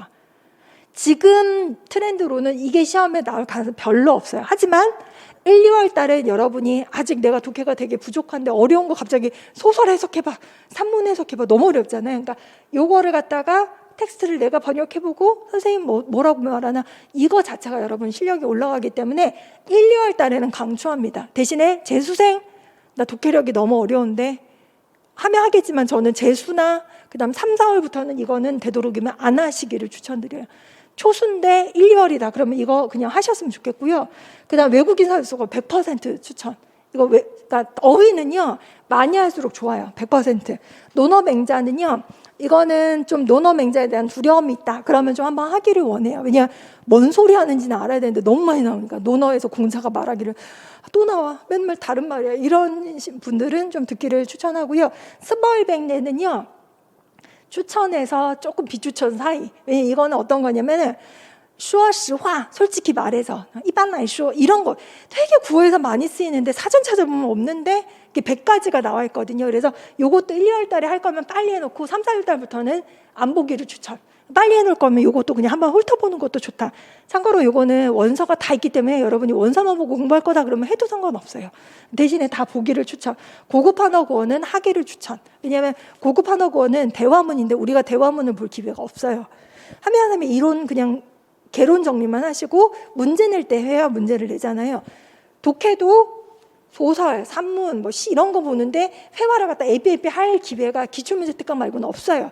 근데 고급 한어구어는 굉장히 긴 호흡으로 대화문이 있고 어휘가 되게 좋아요. 어려운 것도 많고 성어도 많고 어휘가 풍부해서 요거는 보기를 강추.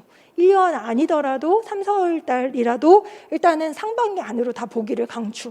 어쨌거나 기본 독해 이거 하면서 여러분이 독해 특강 중에서 내가 적당히 계획을 짜서 두루두루 다 같이 이렇게 쌓아나가는 게 너무나 중요하다라는 거 말씀을 드리고요. 그 다음에 이제 하반기긴 하지만 우리 이한팀이 문제를 많이 풀어요. 그러니까 1, 2월 달 기출문제, 뭐 문제를 푸는 거 아니래도 문제를 보죠.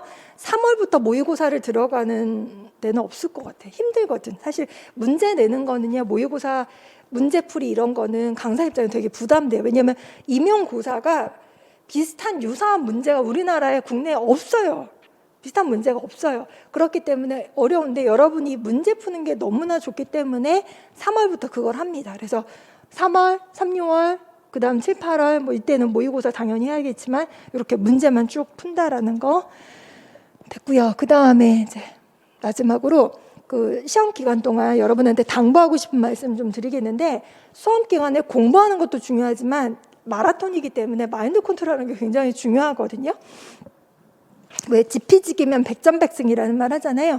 원어로는 백전백승은 아니고요. 손자병법에知己知彼百战不殆. 이때 따이라는 거 위태로울 테거든요. 말 그대로 지피지기면 100전, 그러니까 100번 싸워도 여러 번 싸워도 위태롭지 않다, 위험하지 않다 이거예요. 근데 여기 뒤에 해석을 해놨는데 이거는 문제로 나오진 않았지만 우리 문제가 이런 식이에요. 밑줄 그어놓고 요거 한번 현대언어 백과를 해석해보세요. 그러면 이게 답이 되는 거예요. 예를 들어서 如果对敌我双方的情况都能了解透彻，打多少场仗都不会有危险. 이렇게. 그러면 이거 이렇게 보면은 이해가 되지만 여러분한테 쓰라 그러면 막상 이렇게 안 나오거든요. 근데 이거를 어느 정도 써낼 수 있는 능력까지 올라가야 돼요. 근데 이제 이게 중요한 게 아니라 이 얘기를 왜 하냐면 우리 임용고사에서 중국어에서 지피지기라고 했는데 피는 뭐고 기는 뭐예요? 피는 뭐죠? 적은 뭐죠? 기출문제. 그렇죠? 잘 파악해야 되는 거고, 기는 뭐냐면 내 자신을 알라, 나 자신을 알라, 너 자신을 알라. 너 자신을 알라는 게 뭐냐면은 요즘에 메타인지라는 말 많이 나오잖아요. 아는 것과 모르는 것을 구분해서 정확하게 모르는 걸 내 것으로 만들어내는 능력인데, 사실 이 말을 2300년 전에 손자가 한 거예요. 그 메타인지 뭐 이렇게 전쟁에서 한 말인 거지만 적용하면 그 말인 거거든. 저걸 알고 나를 알아야 돼. 이게 왜 중요하냐면 어떤 분은 합격수기 많이 보잖아요. 누가 새벽 6시에 일어났대. 아침에 공부해야 집중이 잘 된다 그래가지고 꼭 그때 일어나서 공부를 했대. 그러면 나도 그렇게 할 거야. 보통 그러잖아요. 일어나. 근데 나는 아침형 인간이 아니야. 못 일어나. 그럼 그 시간에 막 그냥 졸다가 공부를 안 하고 가는 거예요. 그게 나를 아는 것이냐? 아니에요. 합격한 사람들 굉장히 다양한 유형인데 어떤 분들은 게으른 분들도 합격해요. 늦게 일어난대. 근데 그 늦게 일어나야 공부가 잘 되는 분한테 6시에 일어나 5시에 일어나 괴로운 거거든요. 저는 공부를 할 때 과정이 즐거웠으면 하는 사람이거든요. 만약에 여러분이 과정이 고통스러우면요, 합격하고 나서도 굉장히 불편해지고 불행해져요. 근데 과정이 즐거운 분들은요, 합격하고 나서 그렇게 행복하게 잘 살더라고요. 과정이 행복했으면 좋겠는데 어떤 분들은 자기 자신에 대해서 몰라요. 합격 수기가 굉장히 다양하지만 굉장히 다양하고 합격자 수만큼의 합격 수기가 있다는 말도 있거든요. 근데 저는 수많은 분들 합격 수기라던가 합격 사례 발표를 듣고 보면서 느낀 게 뭐냐면 합격한 분들은 자기 자신에 대해서 너무 잘 알고 있어.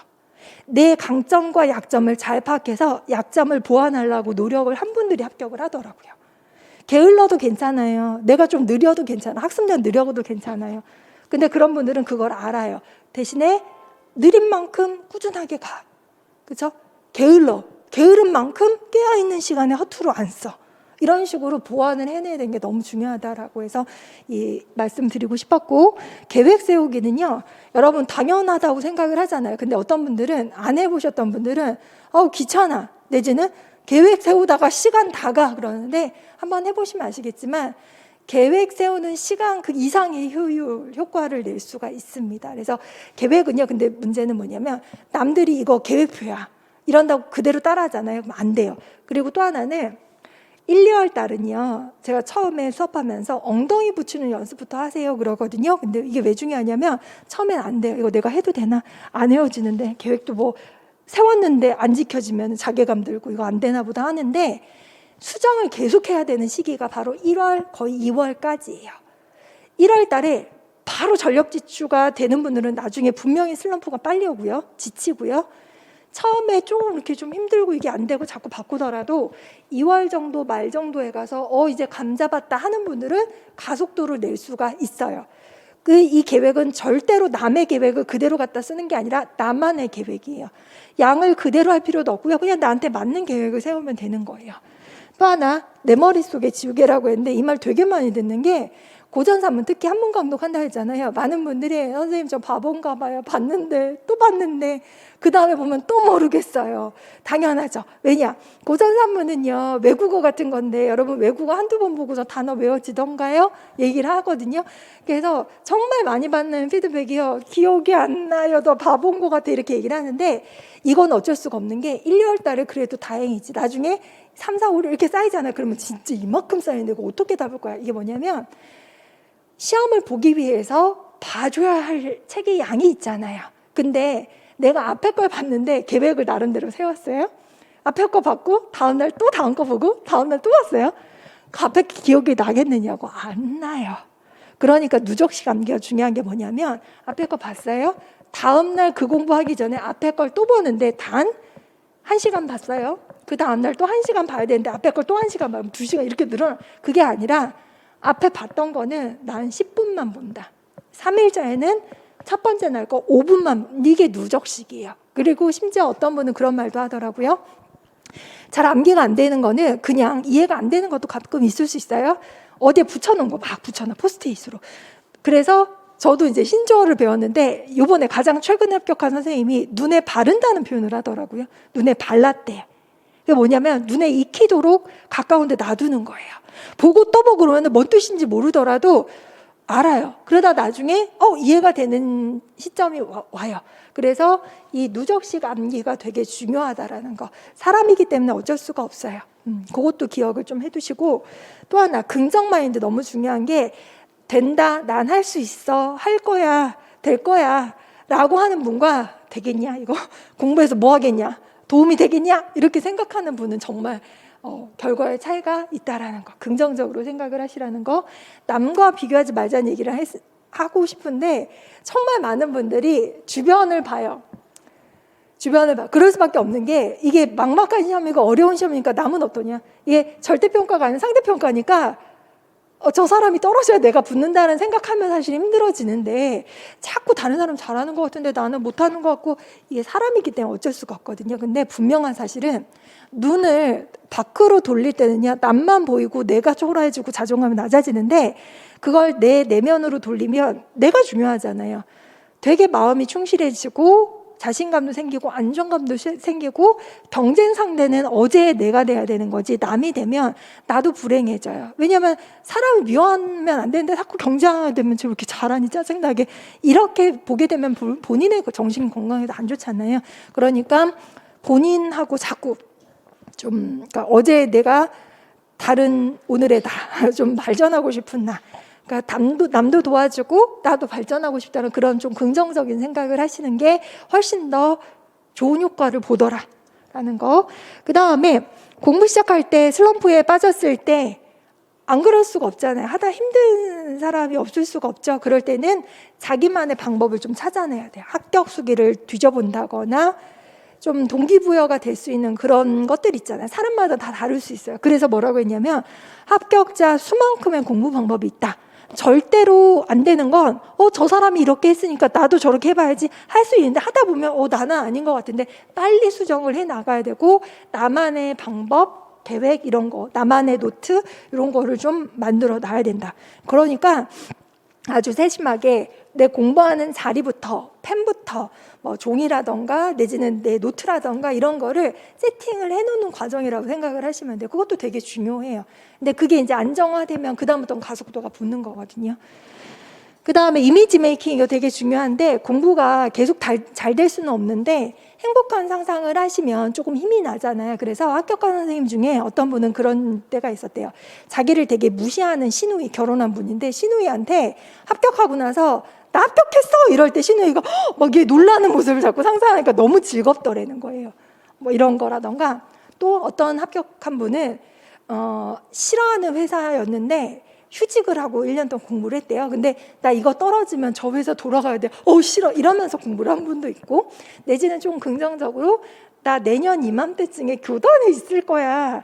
나 좋아하는 애들한테 이제 업무 추진비로 치킨 쏘면서 피자 쏘면서 애들하고 되게 재미나게 지낼 거야 라는 그런 즐거운 상상을 한다거나 내지는 뭐 내가 합격했을 때 좋아할 가족의 얼굴을 보면서 갑자기 좀 한 1, 2초 정도 기쁠 수가 있잖아요. 뭐 그런 식으로 내 모습 좀 막연하게나마 내가 교단에 섰을 때 어떤 모습, 아이들 대할 때 어떤 교사가 돼야지 하는 것 자체가 동기부여가 되죠. 그래서 기회는 준비된 자의 것이다. 이 말을 꼭 해주고 싶은 게 많은 분들이 하지 말까? 하지 말지 어려운데 내게 되겠어? 이렇게 생각을 하시는데 살아보니까 그렇더라고요. 여러분보다는 조금 더 많이 살았을 것 같은데 내가 이게 하고 싶은 게 있었어요. 여러 가지 이유로 어떻게 보면 그게 핑계일 수도 있는데 안 했어요. 내지는 못했어요. 몇 년 지나고 나서 그게 또 생각이 나요. 그게 후회가 되더라고. 일단 내가 마음 먹었으면 도전을 해보고 최선을 다해보고 물론 그러면 안 되지만 그 과정에서 즐거웠으면 그 또한 나한테 도움되는 면이 있었을 텐데 결과까지 좋으면 너무나 좋겠죠. 여러분이 공부를 하면서 제가 뭐 긍정마인드, 이미지 메이킹 이렇게 얘기를 하는데 어떤 사례 중에 또 한 분은 그분은 중국어과 출신도 아니고 일본어과 전공을 하셨어요. 남자분이셨는데 공부를 했어요. 공부를 열심히 해가지고 첫 해에 경기도를 한 2점 차이로 떨어졌나? 좀 아깝게 떨어졌죠? 될 것 같아. 보통 그러거든. 첫 해 그렇게 점수가 잘 나왔으니까. 두 번째인데 직강으로 또 듣더라고. 열심히 했죠? 근데 첫 해 딱 봤는데 한 1, 2점짜로 또 안 된 거예요. 근데 그분이 그 서울에 되게 좋은 자사고 고등학교에 응시를 해서 지금 사립학교 교사거든요. 근데 그분이 하는 말이 뭐였냐면 선생님 제가 이 공부를 하지 않았다면 그 학교 합격을 못했을 겁니다. 이렇게 얘기를 하더라고요. 일단 그분은 일본어 전공을 한 것도 도움이 됐어요. 왜냐하면 그 학교에서 일본어랑 중어랑 같이 가르칠 수 있는 선생님을 선택을 했고 1차 필기를 합격해야 면접을 보게 해주는데 1차 필기를 보란듯이 합격을 한 거죠. 공부 안 했으면 못했을 거예요. 기회는 왔는데 내 1차 필기 실력이 안 돼가지고 그냥 떨어졌을 텐데 합격을 했고 또 하나는 그분은 서울에 살았는데 그 당시에 두 번 다 경기도를 봤었어요. 서울에서도 되게 경기도 가기 먼 지역이었었는데 그분 말이 만약 경기도 공립학교 합격했으면 이사를 가거나 되게 힘들었을 텐데 서울에 있는 고등학교에 이제 가게 돼서 서울에서 다닐 수 있어서 그것도 본인한테 도움이 됐다라는 얘기를 하더라고요. 그러니까 결국은 그분은 2년 동안 공부를 되게 보람되게 충실하게 긍정적으로 하셨던 거고, 그렇게 공립은 뭐 2번 떨어졌지만 사립 지금 전교사죠 하면서 이 공부가 절대 헛되지 않았다라는 생각을 하니까 저도 고맙고 그분도 계속 고마워해서 스승의 달마다 찾아오는데 이제 코로나 때문에 안 오시더라고요. 어쨌거나 그런 경우도 있다라는 거. 그래서 기회는 준비된 자의 것이다. 많은 분들이 아유 뭐 안 해, 딴 거 해 하다가 갑자기 TO가 날 수 있어요. 분명히 날 거예요. 10명, 20명, 내지는 30명. 일본어 같은 경우에는 0명이었다가 뭐 10명이었다가 갑자기 50명이 난 적이 있었거든요. 그러면 많은 분들이 아차 싶을 거예요. 근데 꾸준하게 공부하신 분들이라면 그 기회를 딱 포착을 할 텐데, 그게 아닌 분이라면 진작 할 걸, 이런 분들이 분명히 있을 거라는 거죠. 그래서 기왕 마음을 먹었으면 올인하라는 얘기는 절대 아니야. 같이 대신에 연결해서 포기하지 않고 하다 보면 내 실력이 어느 정도 수준에 올라오게 되면 TO 났을 때 바로 잡을 수 있는 이제 능력이 될 거다라는 얘기를 하고 싶고요. 전략적인 공부를 하자는 것도 꼭 얘기하고 싶은 게 여러분이 그냥 공부하는 분들이 있어요. 그래서 가끔 이제 1, 2월 때는 사실 공부 방법을 잘 모르니까 이제 뭐 공부하냐 이렇게 물어보면 선생님 저는 스터디랑 그 고급 언어 구어 외워요. 뭐 이렇게 얘기를 해요. 예를 들어서. 그리고 실제로 그렇게 외우기를 봐준대요. 그래서 저는 스터디를 한다면은 둘이 서로 A, B 그렇게 외우지 않겠습니다. 이렇게 얘기를 하죠. 왜냐하면 언어 사회영역 중에 듣기, 말하기, 읽기, 쓰기 중에서 우리 시험은요 1차만 봤을 때 듣기, 말하기가 없어요. 읽기, 쓰기만 하죠. 근데 여러분 언어 사용력 중에서 가장 먼저 발달되는 게 뭐 같아요? 예? 듣기, 그쵸? 귀가 먼저 틀려. 듣기는요 조금만 해도 이렇게 올라요. 영어도 그렇고 중국어도 그렇고 틀려요. 근데 문제는 우리는 듣기 시험에 안 나오잖아요. 제일 더디게 점수가 오르는 부분이 어디일 것 같아요? 쓰기가 제일 어려워. 읽기도 어렵지만 그 더 어려운 게 쓰기예요. 안 돼. 근데 우리는 누가 잘 쓰나. 근데 잘 쓰려면 이미 읽기는 잘 돼 있어야 되거든요. 그러니까 누가 잘 쓰나의 이 경쟁에서 여러분이 듣기, 읽기 뭐 이런 것만 하고 있다거나 효과적인 텍스트가 아니라 그냥 뭐 회화 문장을 암기하고 있다거나 하면은 조금씩 중국어 실력은 늘겠지만 이 임용고사에 맞는 맞춤식 공부가 아닌 거예요. 그렇죠? 맞춤식 공부를 하려면 기출 문제를 분석해서 거기 많이 나오는 텍스트, 거기 많이 나오는 단어, 그 다음에 문제에 대응할 수 있게 독해를 단시간에 하고 쓰는 연습을 많이 해야 맞춤식 공부가 되는데, 그냥 회화 읽고 습관 영어 중요하다고 하니까 그것만 계속 하루 종일 그것만 보고 있어. 습관 영어 중요하지만 습관 용어만 보고서는 안 돼요. 불합격이에요. 안 돼. 일부예요. 일부. 그래서 나눠서 중요한 걸 나눠서 공부를 해야 된다. 전략적인 공부를 한다. 그래서 시쳇말로 삽질한다고 하잖아요. 삽질은 안 됩니다. 고생하는 거죠. 고생하는 거예요. 그러니까 합격하는 공부를 해야 되려면 여러분이 이렇게 보는 거죠. 사실 우리는 뭘 반드시 봐야 됩니다라는 그런 물론 필독서는 있지만 어디 뭐 사실 이런 것처럼 뭐 헌법학 개론 뭐 해가지고 50권을 700쪽짜리 50권을 봐야 된다면서요. 거기 나눠야 돼요.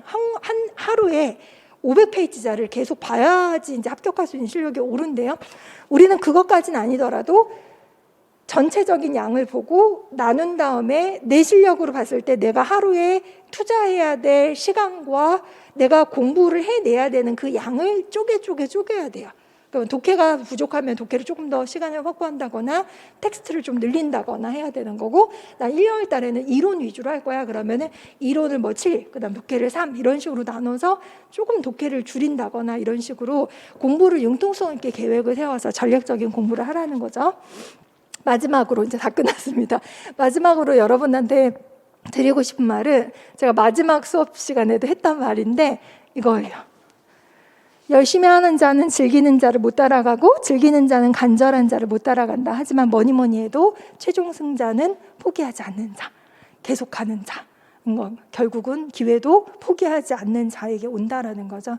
그래서 몇 명 뽑을지 확신을 할 수는 없어요. 지금만 확신할 수 없지만 통계로 봤을 때 0명이 연속으로 난 적은 없었어요. 뭐 10명이라도 소수라도 뽑을 때니까 올해 아니다 하더라도 다른 뭐 아르바이트라던가 다른 일을 하면서 오는 기회를 내 걸로 만들기 위해서는 실력을 쌓아 나가야 돼. 어떻게 보면 시간을 버는 거죠. 그렇죠? 시간을 벌고 실력을 쌓아 나가고 포기하지 않고 연결하고 공부를 꾸준하게 하고 그렇죠? 시리에 빠지지 않고 어떻게든 긍정적인 방향으로 살기 위해서 행복해지려고 공부하는 거니까 되도록이면 발전하는 방향으로 여러분 잘 계획 세우셔서 공부해서 내년에는 꼭 합격하시기를 바라겠습니다. 장시간 수고하셨어요.